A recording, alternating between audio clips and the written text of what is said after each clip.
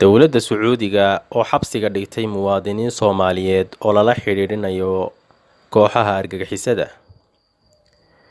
Ciidamada ammaanka boqortooyada Sacuudi Carabiya ayaa xabsiga dhigtay 30 qof oo ka soo kala jeeda 12 dal, kuwa oo lala xiriirinayo falal argagixisnimo oo bishii Abriil ka dhacay dalkaasi, sida boolisku sheegeen.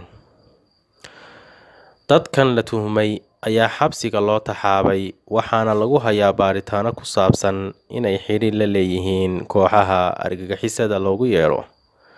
Dadka la xirxiray ayaa ka soo kala jeeda dalalka Soomaaliya, Suudaan, Yaman, Masar iyo Turki iyo Kenya, Iiraan, Syria, Bahrain iyo Kazakhstan. Tirada dadka Soomaaliyeed ee ku xiran dalka Sacuudi Carabiya ayaa ah 4 qof, waxaana loo haystaa in ay wada shaqayn kala dhaxaysay kooxaha jihaadiyiinta oo weerarada ka geysta dalalka Yurub, Bariga Dhexe iyo Afrika.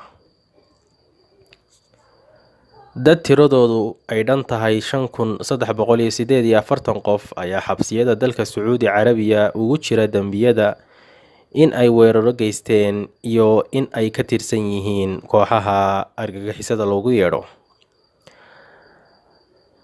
Qaar ayaa racfaan doonaya in ay qaataan, halka kuwa kalena baaritaano lagu hayo.